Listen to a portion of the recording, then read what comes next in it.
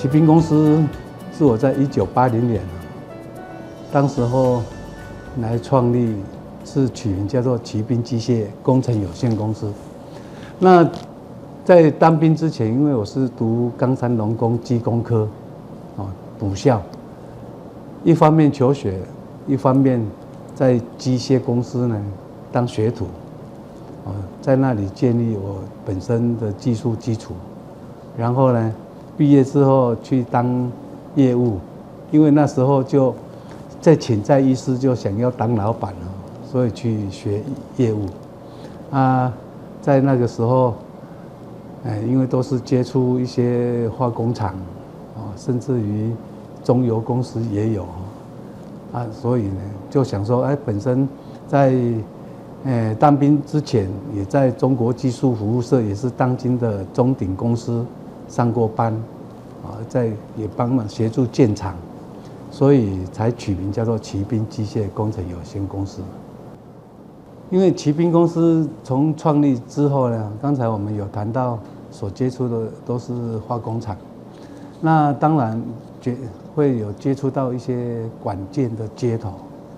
那在管件接头当时创立的时候是由我的老东家卖了我一台中古的高速车床，让我在创业之初呢就有一台得力的工具来辅助我，因为车床也是我的本业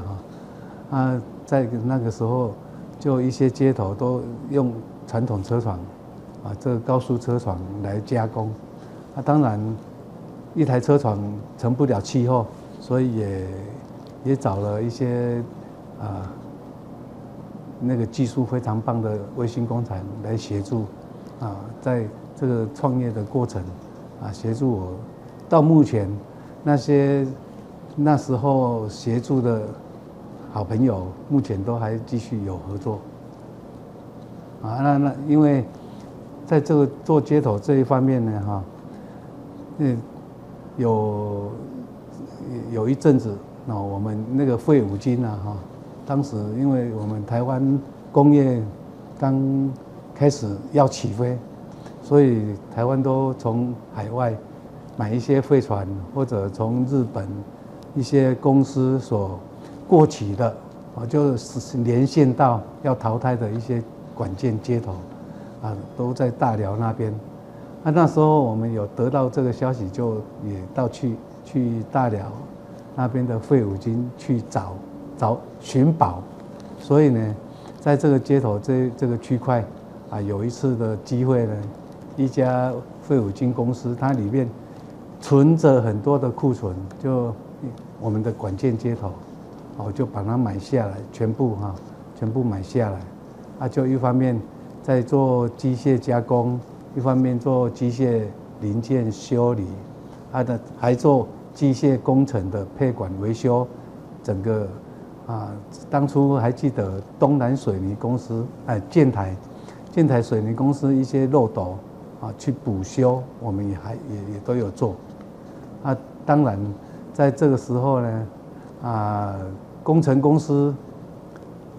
聘请的师傅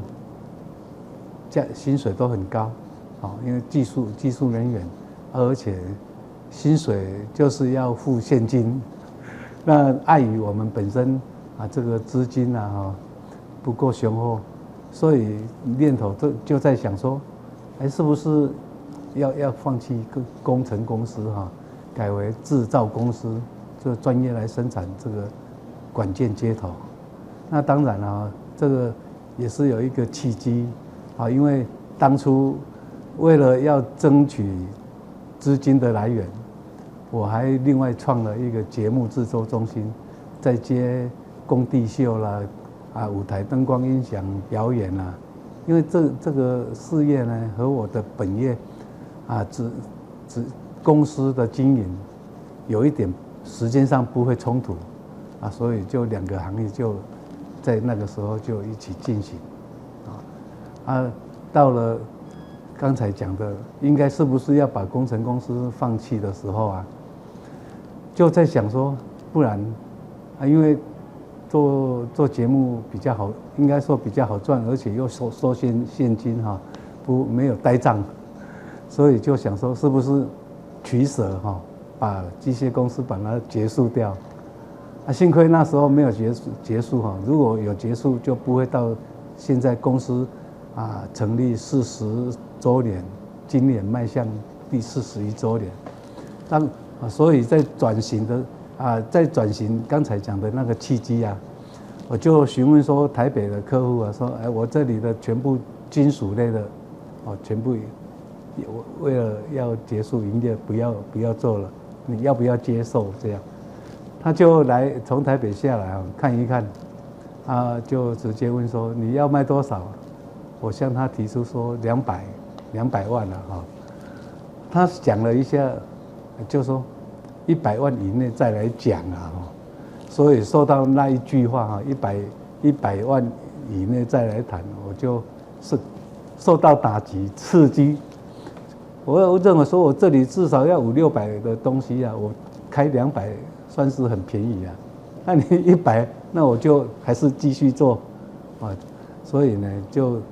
在继续做的时候，当然要做就是要有开锻造的模具要开始做库存，增加我们自己生产的一些产品，所以就选择因为我们库存还有很多接头，所以就选择制造业就专攻不锈钢管件接头，因为我接触的都化工厂，而且高雄化工厂很多所以这个管件接头会抉择就在那一刹那就开始投入模具锻打的模具，甚至于铸造的模具精密铸造拖拉都有就在那个时候就把这个节目这个区块就渐渐把它放掉。